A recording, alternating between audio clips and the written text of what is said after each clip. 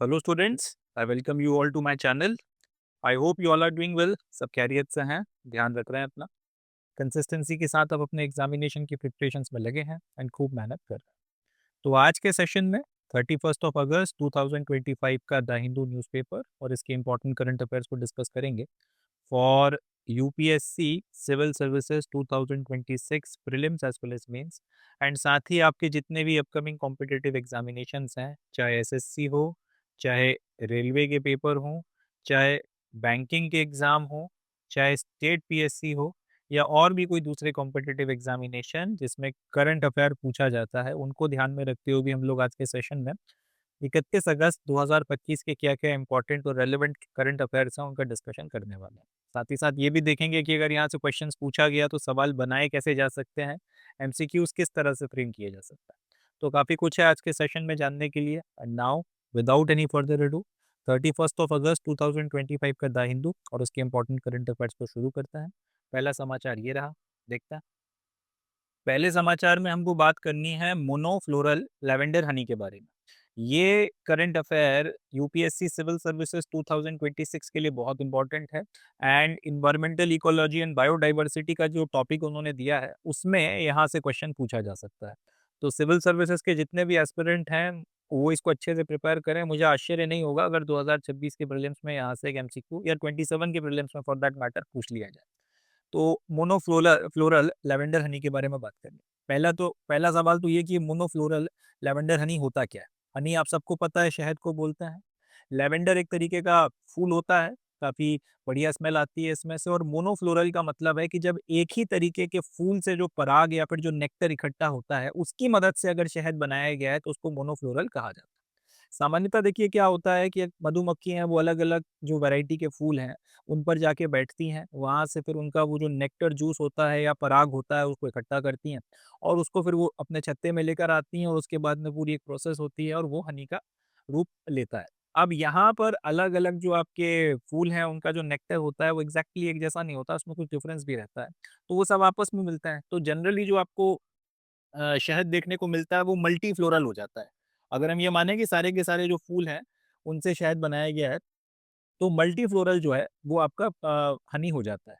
But यहाँ पर अगर आप एक खास तरीके के एनवायरनमेंट में अगर आप शहद जो है उसको बनवा रहे हो, पूरा उसकी बी कीपिंग कीपिंग अगर कर रहे हो, वहाँ पे सर्टेन तरीके के अगर आपने फूल लगा रखे हैं और उन्हीं फूलों पर जाके मधुमक्खियाँ बैठ रही हैं और वहाँ से फिर वो पराग इकट्ठा कर लाती हैं और वो उसकी मदद से फिर हनी बना रही हैं, तो यहाँ पे फिर मल्टी फ्लोरल ना होके वो मोनोफ्लोरल हो जाता है कि एक ही तरीके के प्लांट या फिर एक ही तरीके के फ्लावर के का जो नेक्टर है, उसकी मदद से हनी बनाया जा रहा है। अब यहाँ पर अगर वो एक ही तरीके का फूल आपका लैवेंडर है, यानी कि अगर आपने लैवेंडर की खेती जो है लगा दी और वहाँ से फिर आपकी मधुमक्खियाँ अगर नेक्टर इकट्ठा कर ला रही हैं और उसकी मदद से फिर ये हनी बनाया जा रहा है, तो फिर वो हनी मोनोफ्लोरल लैवेंडर हनी कहलाएगा। तो ये तो अपना टॉपिक हो गया जिसके बारे में बात करें। बात करनी क्यों है? जवाब यह है कि कश्मीर में एक जगह पड़ती है जिसका नाम है पुलवामा। वहाँ पर council of scientific and industrial research का एक इंस्टीट्यूट है, ट्रिपल आईएन के नाम से। ये पहली बार भारत का पहला मोनोफ्लोरल लैवेंडर हनी जो है वो बना रहा है। मोनोफ्लोरल लैवेंडर हनी क्या है वो मैंने आपको बता दिया, यानी कि सिर्फ लैवेंडर जो फूल है उससे उससे जो नेक्टर इकट्ठा किया जा रहा है, उसकी मदद से हनी जो है, ये सीएसआईआर का ट्रिपल आईएम इंस्टीट्यूट जो है इसको बनाकर तैयार कर रहा है। कहाँ पे कर रहा है? कश्मीर के पुलवामा में कर रहा है। अब सवाल उठता है कि ये मोनोफ्लोरल फ्लोरल लैवेंडर हनी जो है, इसमें ऐसी क्या खास बात है? तो इसकी खास बात यह है कि इसका 1 किलो जो है वो लगभग 6000 रुपए में बिकता है इंडियन ग्लोबल मार्केट में। जबकि नॉर्मल जो आपका रेगुलर ऑर्गेनिक हनी आता है, वो 500 से 600 रुपए के बीच में बिकता है। अब मैं बाबा रामदेव का इस्तेमाल करता हूँ, वो 450 से 500 के बीच का शायद पड़ता है। और उसी की जगह और वो भी 1 किलो की बात कर रहा हूँ, और यहाँ पे 1 किलो जो मोनोफ्लोरल लैवेंडर हनी है वो लगभग 6000 रुपए में बिक रहा है ग्लोबल मार्केट में, यानी कि लगभग 6 गुना ज़्यादा जो है कीमत पर जो रेगुलर हनी है उससे ज़्यादा पर ये हनी बिकता है। तो और इसकी हाई डिमांड है, यानी कि अगर हम लोग ये शहद बनाकर एक्सपोर्ट करना शुरू करें, ये शहद अगर बनाकर एक्सपोर्ट करना शुरू करें तो इससे काफ़ी ज़्यादा पैसा कमाया जा सकता है। अच्छा, लैवेंडर की इतनी बात हो रही है तो इसकी फ़ोटोग्राफ भी देख लीजिए आप एक बार, फिर बाकी बातें करते हैं। ये जो लैवेंडर का पौधा होता है कुछ इस तरह का दिखता है, पर्पल कलर का, बहुत खूबसूरत लगता है देखने में, बहुत बढ़िया इसमें से स्मेल आती है और इसका और भी कई सारे प्रोडक्ट्स बनाने के लिए इस्तेमाल होता है जिसमें फ्रेग्रेंस वगैरह होती है। आप में से कई लोगों ने शायद लैवेंडर की अगरबत्तियों का भी सुना होगा कि अगर आप अगरबत्तियों को जलाओगे तो लैवेंडर वाली स्मेल आएगी। तो कई सारी जगहों पे लैवेंडर के फूल का इस्तेमाल होता है, इस तरीके का ये देखने में लगता है। अब इसी की मदद से अगर आपने शहद बनाया तो वो शहद लगभग 6000 रुपए किलो के भाव में ग्लोबल मार्केट में बिक रहा है। The institute has begun to produce monofloral floral lavender honey for first time ever. तो वही बात कि भारत में पहली बार इस तरीके का ये मोनोफ्लोरल फ्लोरल लेवेंडर हनी जो है वो बनाया जा रहा है और उसके चलते ही अपने आप में खास या इंपॉर्टेंट बात हो जाती है। अब this makes India to join a few western countries like France, Spain, Italy, Bulgaria, England, Turkey who are big in global markets for a premium sought after lavender honey। तो एक बात तो यहाँ से ये समझ में आती है कि लैवेंडर हनी जो है इसकी बहुत डिमांड है इंटरनेशनल मार्केट में, महंगा बिकता है और कुछ सर्टेन देश हैं जो उसको बनाते हैं। फ्रांस हो गया, स्पेन हो गया, इटली, बुल्गारिया, इंग्लैंड, टर्की, ये कुछ गिने चुने देश हैं जो इस हनी का मास प्रोडक्शन करते हैं और इससे पैसा कमा रहे हैं। अब अगर हम लोग भी इसको बना रहे हैं और हम भी अगर इसका फिर एक्सपोर्ट करना शुरू करेंगे और जैसा कि यहाँ पे दिख रहा है कि कीमत अच्छी खासी है और हम लोग भी बढ़िया पैसा कमाएंगे, तो एक अच्छी चीज़ है, एक बढ़िया इनिशिएटिव है और इसका स्वागत किया जाना चाहिए। जैसा कि मैंने आपको बताया कि लैवेंडर जो है वो एक बहुत खूबसूरत फूल होता है और उसमें से बहुत बढ़िया स्मेल आती है। वही बात यहाँ लिखी है कि लैवेंडर ऑक्यूपाइज अ commanding position among aromatic crops. ये जो खास तौर पे इनकी सुगंध के लिए जो आपके फूल हो गए या कोई दूसरे क्रॉप्स वगैरह उगाए जाते हैं दुनिया भर में, उसमें लैवेंडर की एक खास वैल्यू है। एंड खास तौर पर लैवेंडर जो है इसका इस्तेमाल करके लैवेंडर ऑयल बनाया जाता है और इसके एसेंस के लिए भी इसका इस्तेमाल किया जाता है। कॉस्मेटिक्स में इसका यूज़ होता है, टॉयलेटरीज़ में इस्तेमाल किया जाता है और अरोमा की जो थेरेपी कई जगहों पे दी जाती है कि आप खास तरीके के धुएँ करते हो, खास तरीके की आप गंध क्रिएट करते हो और उसकी मदद से फिर आप थेरेपी वगैरह देने की जो प्रोसेस होती है ग्लो अराउंड द ग्लोब होता है। मसाज वगैरह में इस्तेमाल किया जाता है, अलग-अलग तरीके के मसाजेज़ में आपकी ये खास तरीके के लैवेंडर फिर के ऑयल से भी मसाज वगैरह की जाती है, तो बहुत सी चीज़ों में इसका इस्तेमाल किया जाता है। लगभग-लगभग ऐसी हर जगह पे जहाँ पर आपको सुगंध की ज़रूरत है, आप फ्रेग्रेंस क्रिएट करना चाहते हो, वहाँ पे लैवेंडर का इस्तेमाल होता ही होता है और इसके अलावा अब इसका जो शहद है, ये भी बहुत महँगा बिकता है, तो ये भी अपने आप में एक कह सकते हैं बड़ी प्रीमियम क्वालिटी का प्रोडक्ट आप इसको मान सकते हैं। साथ ही साथ इसकी अपनी मेडिसिनल प्रॉपर्टीज़ भी हैं लैवेंडर की। एक तो प्रूवन मूड एनहांसर है और स्लीप इंड्यूसर है। यानी कि अब इसकी अगर आप अरोमा में बैठोगे तो आपका मूड अपने आप ठीक हो जाएगा। ऑब्वियस सी बात है, इतनी बढ़िया स्मेल आती है। अब इतनी बढ़िया स्मेल के एनवायरनमेंट में बैठे हो, चारों तरफ फ्रेग्रेंस उसकी आ रही है तो मूड तो अपने आप ठीक होना ही है और नींद बहुत बढ़िया होती है इससे। आप लैवेंडर का अगर आप ऑयल लगाते हो तो उससे आपकी स्लीप बहुत बढ़िया हो जाती है। इनफैक्ट ये तो कई लोग इस्तेमाल भी करते हैं, लैवेंडर का जो ऑयल आता है उसको आप तकिए पे कुछ ड्रॉप्स गिरा लो, उसकी जो स्मेल आती है उससे कहते हैं कि नींद बहुत बढ़िया आती है। तो इसका ये बात सही है कि स्लीप इंड्यूसर के तौर पर इसका इस्तेमाल किया जाता है। देन इसमें थेरेपेटिक और मेडिसिनल वैल्यूज़ भी होती हैं, थेरेपीज़ के लिए भी यूज़ होता है, मेडिसिनल वैल्यूज़ के चलते भी इसकी जो है काफ़ी ज़्यादा डिमांड है। इम्यूनिटी इंक्रीज़ करता है और कई सारी डिसीज़ेज़ के अगेंस्ट में एक मेडिसिन के तौर पर भी इसका इस्तेमाल होता है। इन सारी चीज़ों अब ये क्योंकि ऑब्वियस सी बात है आपका जो ये मोनोफ्लोरल लैवेंडर हनी बनाया जा रहा है, क्योंकि लैवेंडर में ये सारी क्वालिटीज़ हैं, तो ये शहद जो है इसमें भी ये सारी क्वालिटीज़ आने वाली हैं। ये भी एक बहुत प्राइमरी फैक्टर है जिसके चलते इसकी कीमत इतनी ज़्यादा है और ग्लोबली इसको कंज़्यूम किया जाता है, इसकी अच्छी खासी डिमांड है और ये इतना ज़्यादा महँगा बिकता है। इन सारे फैक्टर्स के चलते ये हनी जो है अपने आप में इम्पोर्टेंट हो जाता है। अच्छा, अब ये भी जानने लायक बात है कि कई लोग क्योंकि बोल सकते हैं कि अगर लैवेंडर से इतनी सारी चीज़ें हो रही हैं और कश्मीर में इसको बनाया जा रहा है, तो फिर पहले किसी के दिमाग में आइडिया क्यों नहीं आया? इसका जवाब यह है कि लैवेंडर कश्मीर में नेचुरली नहीं उगता था, ये नॉन नेटिव स्पीशीज़ है। 1970s के आसपास बुल्गारिया से इंपोर्ट करके जम्मू एंड कश्मीर में लगभग वैसी ही एनवायरनमेंट है जिसमें लैवेंडर को अच्छा आसानी से उगाया जा सकता है, तो इसको इंट्रोड्यूस कराया गया था। याद रखिएगा, लैवेंडर कश्मीर में नेचुरली नहीं होता, नॉन नेटिव स्पीशीज़ है और 1970s के आसपास जम्मू एंड कश्मीर में बुल्गारिया से इंपोर्ट करके इसको लाया गया था। जवाब ये अब बुल्गारिया से क्यों लाया गया था? तो जवाब ये है कि जिस तरीके की सर्कमस्टांसेस बुल्गारिया में हैं, लगभग उसी तरीके का एनवायरनमेंट आपको कश्मीर में देखने के लिए मिल जाता है, थोड़ा बहुत 19-20 के फ़र्क के साथ। तो अगर वहाँ पे लैवेंडर इतना अच्छा उग सकता है, तो यहाँ पे भी उग जाएगा और हम लोग भी फिर लैवेंडर की खेती करके पैसा कमाएँगे। इस थॉट प्रोसेस के साथ 1970s के वक़्त में, 70 की दहाई में इसको इंट्रोड्यूस किया गया था। फिर 2014 में जो है 2014 तक तो थोड़ा बहुत इधर-उधर कुछ लैवेंडर उगाया जा रहा था, मगर उसके बाद में 2014 के बाद से ये होता है कि बहुत बड़े लेवल पर लैवेंडर का प्लांटेशन जो है, अलग-अलग पॉकेट्स में होना शुरू होता है। एंड जैसे-जैसे फिर ये लैवेंडर का की खेती बढ़ती चली जाती है, तो इसको इनफैक्ट पर्पल रिवॉल्यूशन जो है वो नाम दिया गया था और 2024 में इनफैक्ट रिपब्लिक डे में जो झांकी भेजी जाती है, उसमें इस थीम के ऊपर जम्मू कश्मीर से एक झांकी भी बना के भेजी गई थी। ये कुछ फैक्ट्स हैं अपने को याद रखने हैं, यूपीएससी पूछ सकती है। लेवेंडर जो है वो कश्मीर में एक नॉन नेटिव स्पीशीज है, नेचुरली वहाँ पे नहीं उगता था, बुल्गारिया से इंपोर्ट करके 1970s में लेकर आए थे। थोड़ी बहुत खेती वहाँ पे होती थी 2014 के बाद में, मगर बहुत बड़े लेवल पर इसको पिक किया गया। लेवेंडर की डिमांड जैसे जैसे इंटरनेशनल मार्केट में बढ़ी, ऑयल और बाकी सारी चीजें बनाने में इसका इस्तेमाल ज्यादा होने लगा, तो फिर इसकी खेती भी बढ़ने लगी। बड़ी मात्रा में जम्मू कश्मीर के अलग अलग पॉकेट्स में इसकी खेती होने लगी, इसके प्लांटेशन लगाए जाने लगे। इस पूरी की पूरी प्रक्रिया को पर्पल रिवॉल्यूशन बोला गया, और इस चीज को इनफैक्ट आप कह सकते हैं कितना इंपॉर्टेंस ये गेन कर चुका था, इसको बताने के लिए रिपब्लिक डे 2024 में इसके इस थीम के ऊपर बकायदा एक झांकी भी भेजी गई थी। अब ये जो पूरा का पूरा आपका हनी है, ये सीएसआईआर का एक एक फ्लैगशिप मिशन चल रहा है, सीएसआईआर फ्लोरिकल्चर मिशन। इसके तहत में इस तरीके के अलग-अलग प्रोडक्ट्स जो हैं अलग-अलग जगहों पे बनाए जा रहे हैं। तो उसी के उस फ्लोरिकल्चर कल्चर मिशन के अंडर में इस पूरे के पूरे मोनो कल्चर लैवेंडर हनी को जो है बनाकर तैयार किया गया था। And the product is poised to feed the market for functional goods and grow sustainable agricultural and rural bio enterprise। Obvious सी बात है, एक तो ये पूरी की पूरी जो आपकी रूरल इकोनॉमी है उसको सपोर्ट भी कर रहा है, और क्योंकि इसकी डिमांड बहुत ज़्यादा है, तो आपका जो वैली का रूरल एरिया है उसको इंडस्ट्रीज के साथ में भी जोड़ रहा है। कहीं ना कहीं इंडस्ट्री लेड ग्रोथ जो है आपको एग्रीकल्चर में इसके चलते देखने के लिए मिल रही है। साथ ही साथ सीएसआईआर वाले बहुत जल्दी ये जो लैवेंडर हनी है इसके लिए जियोग्राफिकल इंडिकेशन का जो टैग होता है, जीआई टैग, उसके लिए भी ये लोग अप्लाई करने वाले हैं, ताकि इस पर्टिकुलर वैली में जो आपका लैवेंडर की मदद से जो हनी बनाया जाएगा उसकी अपनी एक स्पेसिफिक पहचान हो, और फिर इस जीआई टैग के साथ में उसको ना सिर्फ देश में बल्कि दुनिया भर में बेचा जा सके और अच्छे से अच्छा पैसा जो है कमाया जा सके। साथ ही साथ इसी सीएसआईआर के अरोमा मिशन के तहत में जो लेवेंडर की फार्मिंग करने वाले फार्मर्स उनको एंड टू एंड सपोर्ट दिया जा रहा है। मतलब आप ये लेवेंडर का पौधा लगाने से लेके उगाने से लेके उसकी प्रोसेसिंग, फिर उससे जो आपका पूरा हनी कैसे बनाया जाता है, वैल्यू एडिशन कैसे होगा, मार्केटिंग कैसे होगी, जो इसके इंडस्ट्रियल प्लेयर्स उनके साथ में आपका मिलना जुलना कैसे होगा, सारी चीज़ें जो है इसके तहत में की जा रही हैं। तो अच्छी बात है, इसके चलते ओवरऑल जो है फ़ायदा हो रहा है, किसान भी कमा रहा है और एक अच्छा प्रोडक्ट मार्केट में आ रहा है जिसका फ़ायदा कंज्यूमर्स को भी मिलेगा। विन-विन सिचुएशन है। तो ये जो है अपना पूरा का पूरा समाचार है।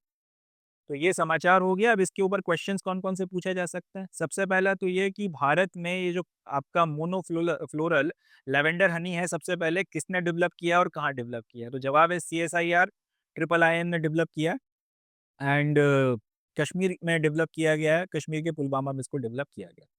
अच्छा, दूसरा क्वेश्चन जो यहाँ से पूछा जा सकता है कि लेवेंडर जो है बेसिकली ये किस तरीके का क्रॉप है, तो अपने को याद रखना है एरोमेटिक क्रॉप है, और इसका इस्तेमाल जहाँ अरोमा बेस्ड जितने भी आपके प्रोडक्ट्स होते हैं उसमें काफ़ी बड़े लेवल पर किया जाता है। लेवेंडर ऑयल हो गया, एसेंस हो गया, टॉयलेटरीज, अरोमा थेरेपी प्रोडक्ट, इस तरीके की चीज़ें दुनिया भर में से बना के बेची जाती हैं, और इसमें बाकी मेडिसिनल प्रॉपर्टीज़ भी हैं, मूड एनहांसर भी है, स्लीप इंड्यूसर भी है, थेरापेसिटिक और मेडिसिनल वैल्यूज, ये सारी चीज़ें जो हैं इसमें आ जाती हैं। बाकी ये जो कश्मीर में आपका पूरा का पूरा ये जो पर्पल रिवॉल्यूशन के नाम से जो है इसकी खेती करी गई है, जब 2014 के बाद बहुत रैपिड लेवल पर इसका एक्सपेंशन हुआ था, तो इसको पर्पल रिवॉल्यूशन बोला गया था। ये नॉन नेटिव स्पीशीज़ है, फिर हाइलाइट करके बोल रहा हूँ, ये नेचुरली नहीं होता था, 1970s में इसको मगर इंट्रोड्यूस किया गया था। ये कुछ इंपॉर्टेंट्स पॉइंट्स हैं, और ये जो पूरा का पूरा मोनोकल्चरल आपका लैवेंडर हनी है, इसको सीएसआईआर का एक पूरा फ्लैगशिप मिशन है जिसका नाम है सीएसआईआर फ्लोरिकल्चर मिशन, उसके तहत में इसको बनाया गया। और ये जो लैवेंडर फार्मर्स थे इनके लिए स्पेसिफिकली इसके अंडर में एक और मिशन चालू किया गया जिसका नाम रखा गया सीएसआईआर अरोमा मिशन, और उसके तहत में इन किसानों की मदद की जा रही है ताकि वो इस प्रोडक्ट को बनाकर मार्केट में बड़े लेवल पर बेच सकें। तो ये जो है पूरे अपने कुछ क्वेश्चंस हैं जो यहाँ से बन सकते हैं, या किसी क्वेश्चन में एमसीक्यू में सही गलत पकड़ने के लिए आ जाए तो उसमें सेंटेंसेस बनाए जा सकते हैं। इंपॉर्टेंट न्यूज़ है सिविल सर्विसेज के एस्पिरेंट्स के लिए, अच्छे से इनको प्रिपेयर करनी। चलें आगे बढ़ते हैं, नेक्स्ट न्यूज़ देखते हैं। इस समाचार में हमको बात करनी है वृंदावनी वस्त्र के बारे में। ये न्यूज़ आर्ट्स एंड कल्चर का एक इम्पॉर्टेंट टॉपिक है, and yet again this is an important topic for civil services 2026 prelims. पूछा जा सकता है। हर सीरियस एस्पिरेंट से मेरी खास तौर पे गुजारिश और इल्तजा रहेगी कि आप इस न्यूज़ को अच्छे से प्रिपेयर करिए। सरप्राइजिंग नहीं होगा अगर 2026 या 27 में प्रीलिम्स में ये पूछ लिया जाए। इसके अलावा जितने भी आपके दूसरे कॉम्पिटिटिव एग्जामिनेशंस हैं वहाँ पर भी यहाँ से समाचार पूछा जा सकता है। तो हमको इस न्यूज़ में वृंदावनी वस्त्र के बारे में बात करनी है। समाचार ये है कि कुछ वक्त के लिए टेम्पररीली ब्रिटिश म्यूजियम जो है लंदन में में सिचुएटेड है, वो इस बात के लिए एग्री कर गए हैं कि 2027 में असम में एक एग्जीबिशन होने वाला है। उस एग्जीबिशन के लिए ये 16 सेंचुरी का सिल्क टेक्सटाइल जिसका नाम वृंदावनी वस्त्र है, इसको असम में भेजा जाएगा इसके डिस्प्ले के लिए। अब ये जो वृंदावनी वस्त्र है, इसका असम की हिस्ट्री के साथ में एक बहुत गहरा नाता है, मगर ये है समाचार कि ब्रिटिश म्यूजियम में फिलहाल ये रखा हुआ है एंड वो लोग तैयार हो गए हैं इस बात को कि 2027 में आप जो अपना कुछ एग्जीबिशन करा रहे हो असम के कल्चर और उससे रिलेटेड चीज़ों के रिस्पेक्ट में, तो कुछ वक्त तक के लिए हम इसको वहाँ पे भेजेंगे और आप इसको वहाँ पर प्रदर्शित कर सकते हैं।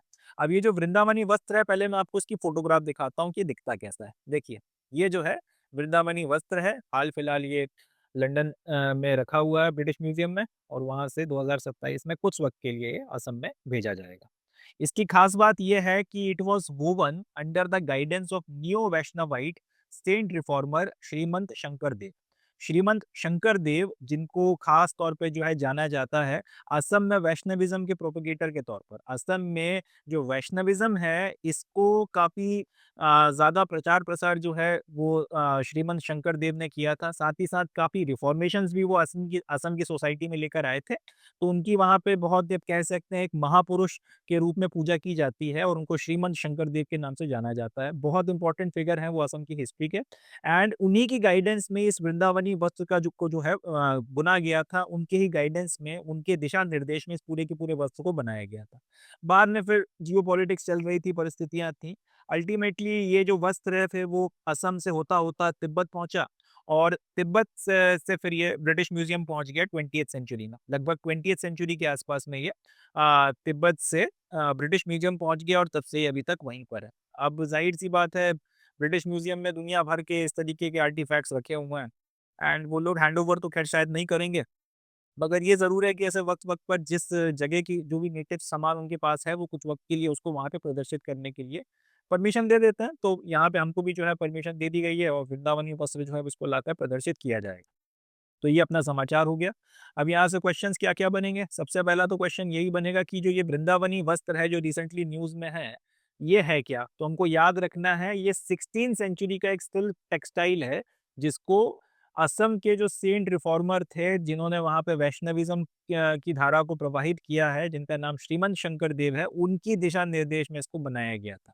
अच्छा, दूसरा क्वेश्चन ये पूछा जा सकता है कि ये जो श्रीमंत शंकर देव हैं, ये कौन से स्टेट से बिलॉन्ग करते हैं या किस देश से, किस स्टेट से इनका लेना-देना है? तो हमको याद रखना है, असम से लेना-देना है।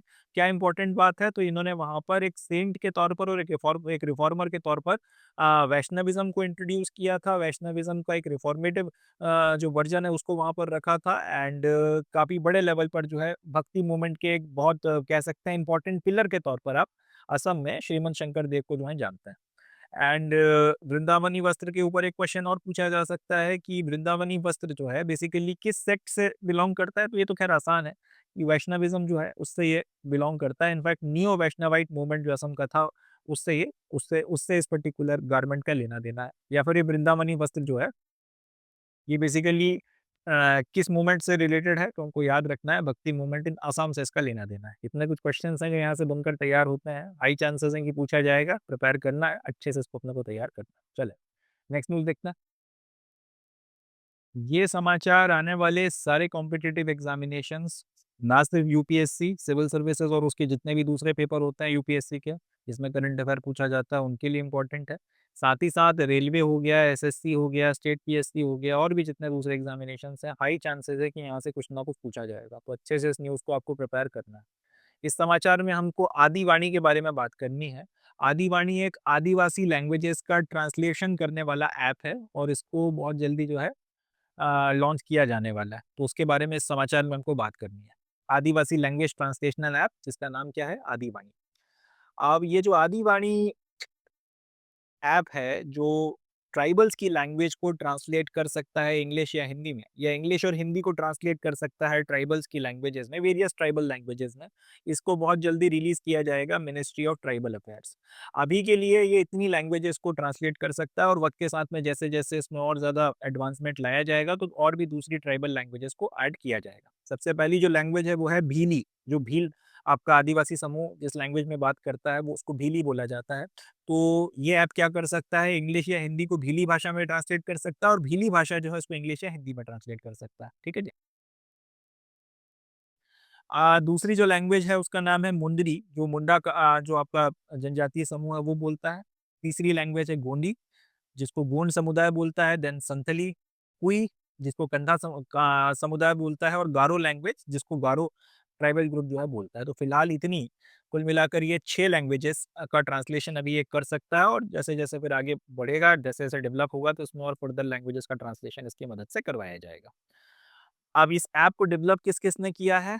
तो ये 4-5 एलिमेंट्स हैं जिन्होंने मिलकर इस ऐप को डेवलप किया है। सबसे पहले तो ट्राइबल रिसर्च इंस्टीट्यूट्स में देश में अलग-अलग आपके ट्राइब्स को ध्यान में रखते हुए अलग-अलग क्षेत्रों में ट्राइबल रिसर्च इंस्टीट्यूट्स बनाए गए।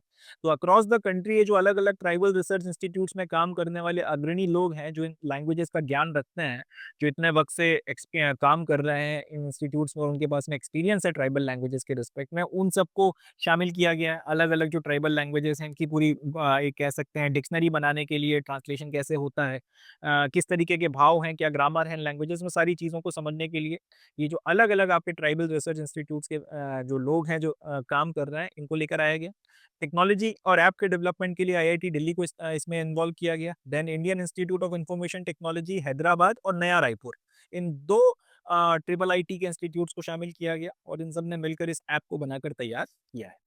अब ये जो 6 लैंग्वेजेस हैं, इसमें भीली लैंग्वेज है जिसको भिलादी भी बोला जाता है, ये सबसे कॉमनली स्पोकन लैंग्वेज है या फिर सबसे लार्जेस्ट जो ट्राइबल लैंग्वेज इंडिया में बोली जाती है वो भीली या भिलादी है। 2011 के सेंसस के अनुसार लगभग 1.04 करोड़ लोग जो हैं वो इस लैंग्वेज को बोल सकते हैं या समझ सकते हैं। प्राइमरीली इस लैंग्वेज को बोलने वाले जो हमारे भील समुदाय के लोग हैं वो आपको राजस्थान, मध्य प्रदेश, महाराष्ट्र और गुजरात में देखने के लिए मिलते हैं।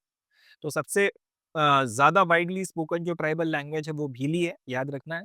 इसके बाद सेकंड नंबर पे जो लैंग्वेज आती है वो संथली है, जिसको लगभग 73.68 लाख लोग बोलते हैं और प्राइमरीली ये झारखंड, पश्चिम बंगाल, उड़ीसा, बिहार और असम के क्षेत्रों में देखने के लिए मिलते हैं। देन गोंडी लैंग्वेज जो है उसको लगभग 29.84 लाख लोग बोलते हैं और हमारा जो गोंड समुदाय है वो इसको प्राइमरीली बोलता है। छत्तीसगढ़, मध्य प्रदेश, आंध्र प्रदेश और महाराष्ट्र में इसके स्पीकर्स हमको मिलता है। देन मुंदरी लैंग्वेज है जिसको लगभग 11.28 लाख लोग बोलते हैं, झारखंड और उड़ीसा में ये देखने को मिलती है। देन कुई लैंग्वेज 9.41 लाख लोग बोलते हैं, मोस्टली उड़ीसा में। देन गारो लैंग्वेज है 11.45 जो लोग लाख लोग हैं वो इसको बोलते हैं, प्राइमरीली ये मेघालय और असम में बोली जाती है। तो ये कुछ पॉइंट्स हैं जो अपने को याद रखने हैं कि प्राइमरीली जो सबसे ज़्यादा बोली जाने वाली लैंग्वेज है वो कौन-सी है? भीली या भिलादी लैंग्वेज है जिसको 1.04 करोड़ लोग बोलते हैं। देन संथली लैंग्वेज आती है एंड संथली लैंग्वेज जो है प्राइमरीली ईस्टर्न इंडिया के पार्ट्स में बोली जा रही है। उसके बाद में गोंडी लैंग्वेज आती है, ये अपने को कुछ याद रखना है। ये टॉप की जो आपकी ट्राइबल लैंग्वेजेज़ हैं वो 3 है। कहाँ-कहाँ बोली जाती हैं तो स्टेट्स भी याद रखने हैं, राजस्थान, मध्य प्रदेश, महाराष्ट्र और गुजरात में भीली लैंग्वेज बोली जा रही है। संतरी लैंग्वेज झारखंड, पश्चिम बंगाल, उड़ीसा, बिहार और असम में बोली जा रही है और गोंडी लैंग्वेज छत्तीसगढ़, मध्य प्रदेश, आंध्र और महाराष्ट्र में बोली जाती है। ये कुछ पॉइंट्स हैं जो अपने को याद रखने हैं, यहाँ से क्वेश्चन बनाया जा सकता है। तो पहला क्वेश्चन तो यही बनेगा कि आदि वाणी जो रिसेंटली न्यूज़ में है, ये है क्या? तो ये एक ट्रांसलेशन ऐप है जो आर्टिफिशियल इंटेलिजेंस के बेसिस पे काम करता है और ये tribal languages primarily 6 tribal languages को इंग्लिश और हिंदी में या फिर इंग्लिश और हिंदी को इन ट्राइबल लैंग्वेजेस में ट्रांसलेट कर सकता है। दूसरा ये कि सबसे ज़्यादा बोली जाने वाली ट्राइबल लैंग्वेज कौन-सी है? तो याद रखिएगा सबसे ज़्यादा बोली जाने वाली ट्राइबल लैंग्वेज है भीली। सेकंड नंबर पे कौन-सी आती है? संथली और उसके बाद में आती है गोंडी। ये कुछ पॉइंट्स हैं जो अपने को यहाँ पे याद रखने हैं। एक क्वेश्चन ये पूछा जा सकता है कि ये जो आदिवाणी ऐप है इसको किसने लॉन्च किया है? तो मिनिस्ट्री ऑफ ट्राइबल अफेयर्स ने लॉन्च किया और किसने बनाया है? तो उसके केस में भी अपने को याद रखना पड़ेगा। ट्राइबल रिसर्च इंस्टीट्यूट्स में शामिल जो अलग-अलग आपके लोग हैं वो आईआईटी दिल्ली और ट्रिपल आईटी हैदराबाद और नया रायपुर ने मिलकर इस ऐप को बनाकर तैयार किया है। इम्पोर्टेंट है, जितने भी आपके अपकमिंग एग्जामिनेशंस हैं सबके लिए इम्पोर्टेंट है। प्रिपेयर करना है अच्छे से एंड याद रखना है ताकि अगर इसके ऊपर फैक्चुअल क्वेश्चन पूछा जाए तो आप लोग उसका जवाब दे पाएँ। चलो, that's it from this news. Next news देखते हैं। So with this we come to end of today's session. आज के सेशन में बस इतना ही। अब मैं मिलता हूँ आपसे नेक्स्ट सेशन में जिसमें हम लोग 1 सितंबर 2025 का द हिंदू और उसके इंपॉर्टेंट करंट अफेयर्स को डिस्कस करेंगे। तब तक के लिए अपना बहुत ध्यान रखें, खुश रहें और मेहनत करते रहें। Thank you. जय हिंद।